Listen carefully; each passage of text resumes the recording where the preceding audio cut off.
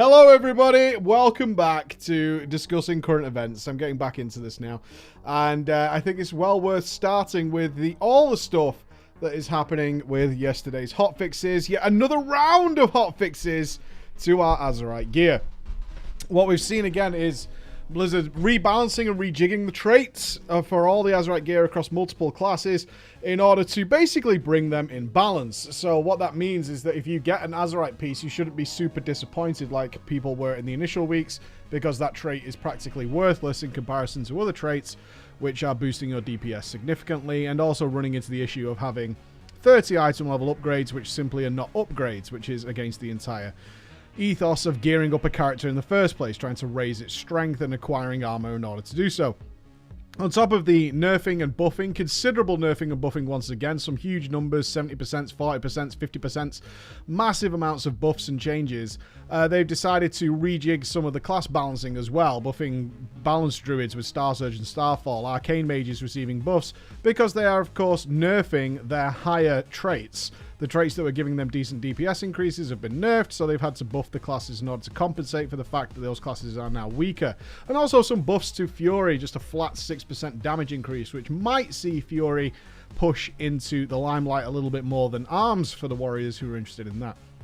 Now, I know you guys are probably getting sick and tired of hearing this, but I think it needs reiterating at every single point, is we are moving closer and closer to what Blizzard really intends, which is to make the Azerite traits basically equal across the board. That's what they're aiming to do, so that no one should be disappointed with the Azerite armor they acquire, because Azerite armor is, of course, for now mysterious reasons, locked away and gated, so you can't farm it, you can't target it, you can't do anything. You have to hope for your Mythic Plus box, you have to hope to get something from a raid, you have to hope to get something from PvP in order to replace what for many people is now a significant downgrade on their gear. They can look across a character that's done a lot of Mythic Plus and have 370 plus item level and have these 340 Azerite armors just sat around doing nothing.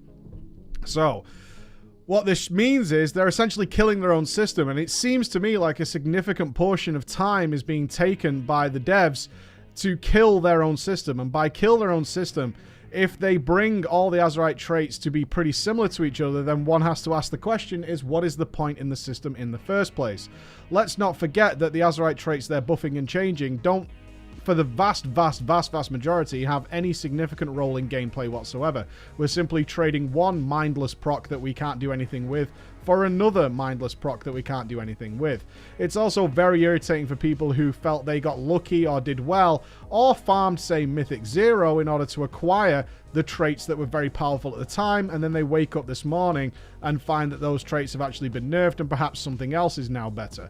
For example, balanced druids with their streaking stars, which had its damage reduced by 40% this morning. It was far and away the best trait for balanced druids, and early numbers are looking to other traits are now taking over. So many people will have farmed Mythic 0 in order to acquire 3 pieces of streaking stars traits, not because they particularly wanted it. It does have some minimal effect on gameplay, but mainly because it was so powerful that they wanted to get it, and then there's some sort of satisfaction that comes with acquiring that set. I have 3 pieces of streaking stars. And then to wake up and just be like, well, it's not that good anymore, you might want something else, which is a huge downgrade. This week we did make a video that disappointing loot is dangerous. A lot of people memed on the idea of it being dangerous. I truly see the Azerite armor as the biggest death nail in BFA, as more and more players are becoming dissatisfied, angry, and upset with how this system is playing out. It's very sad. It's very sad, and I really truly wish so much time wasn't being spent on trying to remedy this situation, which is unsalvageable at this point as far as I'm concerned. The only way this system can be even moderately rescued, in my mind, is when later down the line they add in yet another ring of traits, and then they put some effort and time into making them interesting. Then maybe it'll be more of something we can care about. But that's not going to change the fact that the outer ring and the secondary ring are useless, and are potentially going to be useless for the remainder of the expansion based on the changes we've seen right now. What this means for players, of course, is keep everything. Just keep everything, because at the moment, every week, it's seemingly every reset, and maybe for the next couple of resets until they're finished doing their tweaking, is whatever traits you happen to have, gameplay changing or not, can simply just not be as good, and you might just have to go to your bank and say, right, I need that piece that I had 7 weeks ago, now that's the best, stick that on, and that's the way we'll go forward. What I will also point out here is this excessive amount of changes to the game week on week on week is also very dangerous for the player base. Unless you are heavily invested in World of Warcraft, it is nigh impossible to keep up with the sheer quantity of changes that are happening to classes and happening to the armor you're acquiring, to the changes you're made. It is actually considered quite out of ordinary to go and seek a third-party website or to go to a stream, and although you might see very, very busy streams, we're still not in the amount of players who are actually playing the game. Find out what is best, and then suddenly you'll find out maybe 6 months down the line that that trait is no longer any good. That talent is no longer any good. That class has been nerfed multiple times over or buffed multiple times over, and people trying to keep up with all the changes and having to check graphs and lists on a now weekly basis at a minimum to try and keep their characters up to date is extremely dangerous. Blizzard needs to do something about this system. They are trying desperately, from what I can see, to make it work. They're trying to make it less of a hassle. It seems like a big waste of time to me. That's all I can see here is a big waste of time that's causing nothing but frustration and disappointment amongst the player base. And that, for me personally, is really quite sad. The next big thing that we've seen is a few days ago when the PTR launched for 8.1, people noticed that the tooltips had changed for Taunt. And that was removing the bonus threat portion of the tooltip. So what if you don't understand how Taunt works, is when you taunt the mob, yes, you gain the threat and it looks at you, but you also gain a buff to do bonus threat to that target, so you can clear and away be way ahead of the threat on that target when you taunt it. This was intended for when Vengeance was in the game. Vengeance was in the game a long time ago, and what this meant is tanks who were taking damage gained a buff called Vengeance, which allowed them to do obscene amounts of damage. It was not uncommon to see tanks at the top of the damage meter, and also manipulating certain bosses, so when their attacks that should kill you, they were actually using major cooldowns and stuff to survive those, to give themselves enormous Vengeance damage buffs so they could do crazy amounts of DPS. Blizzard took away the Vengeance mechanic. But while Vengeance was active, they made this bonus threat change. And this was because if you were off-tanking, you weren't getting hit, so you weren't doing this mass amount of damage. And if you were to taunt the boss off the main tank who did have this huge Vengeance buff, that tank would do so much damage that you would simply lose aggro again immediately before your Vengeance could have built up so you could overtake the first tank. Makes sense, right? So you've got one guy who's doing ungodly amounts of damage. You're not doing anything. You taunt it, you do your best, but you're still doing your weak, mediocre damage, while the other tank continues to have this huge, huge damage modifier, which you simply can't out-threat. Now, a post was made yesterday regarding this change. They clarified once again, and there's two issues I take with this. One is that they did modify the tooltip, but the actual ability to buff your threat while using Taunt is staying. What they are doing, though, is removing the wording on the tooltip, so it does no longer tell you that that is how Taunt works. They are going to change the Taunt tooltip to no longer include the bonus threat portion. However, that is not disappearing. That mechanic is remaining. They are going to alter the bonus threat. They're going to reduce it. Now, I'm going to put the wording of this post down because, unfortunately, it does start with confirming that they wanted to be 100% correct. However, this post is nothing but raising more questions, nothing but confusing. It's very, very bizarre because they're going to give examples that don't make sense, and that's where it falls apart. Ultimately, what the change is that it's no longer needed to have enormous bonus threat when you use Taunt. It's a relic of a bygone era, and so they're going to modify that back down to normal times. That's okay. That's all that needed to be said, is that we still had this huge bonus threat portion. It's from when Vengeance was in the game. Vengeance is no longer in the game, so we do not need to have this mechanic in the game anymore.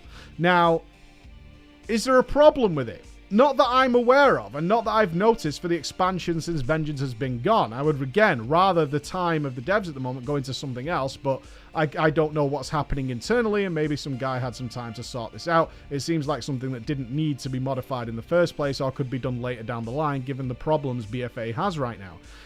They then went on to give an example that they were worried that potentially tanks would reach a point where the damage scaling of DPSs was going to become so absurd in BFA, which again raises warning flags. It's like, are you saying that our damage is going to scale insanely over BFA, and you've checked the numbers and the damage is going to get crazy? Because we just had the second squish. Rather not see damage numbers become absolutely intolerably large so quickly, but they are concerned that if tanks don't scale that way, then what you might end up doing is having tanks having used their taunt ability on cooldown just in order to use that bonus threat in order to maintain aggro against the DPSs. So if you're not clear on what that means, is they potentially concerned that damage dealers are going to be doing so much damage and tanks won't, that they'll have to use taunt, and that comes with this huge bonus threat in order to just keep a mob looking at them, because they're going to be so far away from what the damage dealers are doing.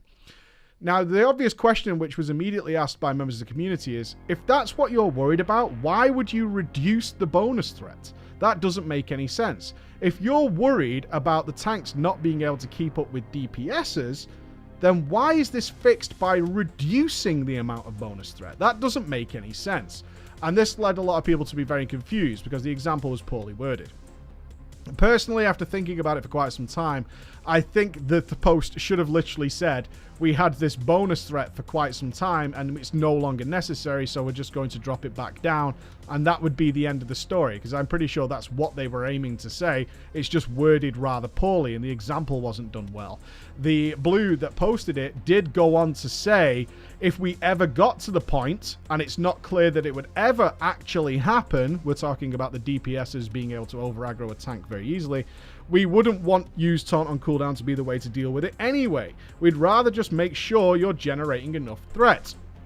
Which then raises the obvious question, is why would you use that as an example in the first place then? If your example as to why you're changing this is something you wouldn't allow to happen in the first place, why would you use that as the example? It raised a lot of questions, but ultimately, gameplay-wise, you shouldn't notice any difference at all. It's just that you do no longer have this bonus mechanic that was occurring in an expansion due to a mechanic that only existed in that expansion and no longer exists. So in gameplay-wise, there should be no difference whatsoever, and I don't suspect there will be. I don't think tank swaps will be a problem. I don't think you'll see any noticeable difference based on the wording, but I will get on the PTR whenever possible and test this out. So don't worry about that too much. One thing that I did raise from this, and I think is worthy of discussion, is this idea, and we've had this backed up in the recent AMA, is once again removing information from the players intentionally. So this bonus threat mechanic will still exist. However, they're taking it off all the tooltips so that it's not mentioned when you use taunt. And the phrasing that was used in the AMA is sufficient. What is sufficient? So this was in regards to tooltips explaining how the spells actually work. In the recent video we did on looting, I talked about reorigination array in Uldir. In game, it tells you very little, but the fact that it required multiple paragraphs of text to explain what was going on with that doesn't make sense and should be available in game. Why are we removing information from the players? And a bigger concern for me is this. Going forward, new tooltips will simply not have information that might be relevant. Because if they're going back and changing old tooltips to remove information, even though those mechanics still exist, later tooltips are certainly not going to have the full information available to the player. And a very simple fix would be basic tooltips and advanced tooltips options for players. If the Blizzard is worried about overburdening new or fresh or casual MMO players with far too much information in a tooltip, I totally agree with that. I think that's absolutely fine. I think some players don't need to know the ins and outs in every single spell when they first start playing the game. They just need to know taunt pulls the mob towards them. That's fine, right? There's some buff in Uldir. Okay, that kind of makes sense for people who aren't reading much. don't want to know too much information. They're just quite happy to know that when I'm in Uldir, I gain a buff. When I taunt things, the mob looks at me. That's more than enough. And the other part of the effect is doing itself naturally. However, this is a decade-old game with many players who like to understand how the game is working and do not like to wait for massive blue posts and clarifications on how this stuff works. They would like to have it in there, and therefore an advanced tooltip option that provides this extra information and doesn't feel like you're intentionally concealing information from the player. That seems like the way it's got to be. That seems like the way it's got to be. Because right now, we're not sure what's happening with stuff. And we're seeing effects, and we're trying to work it out because these things are happening to our characters. We're seeing them happen all the time, and we don't know if it's correct or how it's supposed to be working or what it's supposed to do. Some people will claim that the mystery is part of the fun. I agree, but not in terms of the spells my character can use. I want to know that the abilities my character can use, I want to know how they work. If you give me a mechanic to deal with that I'm not sure how it works, that's fine. We'll figure it out, we'll talk through it, we'll try and strategize it. That's how the fun comes from. But my character has an ability to certain tools. I need to know how those tools work. It's no good me not knowing how any tool in the world works being provided with a toolbox, and especially some that include some very advanced tools, and me not knowing what they do and being asked to do something with them. That's unfair, and that's not the way it should go in my mind. Those are the big changes for today, guys. There'll be another one, no doubt, on Tuesday, which is again before the US reset, where we can find out more. But I'd love to see your thoughts on the Azerite system, and mainly this tooltip change. The taunt changes I don't think is going to make much of a difference, but I would love to see your thoughts on this idea of concealing information from the players, be it by simplifying tooltips, and therefore us not being aware of how our spells work. Thank you very much for listening. I'll see you again. Bye-bye.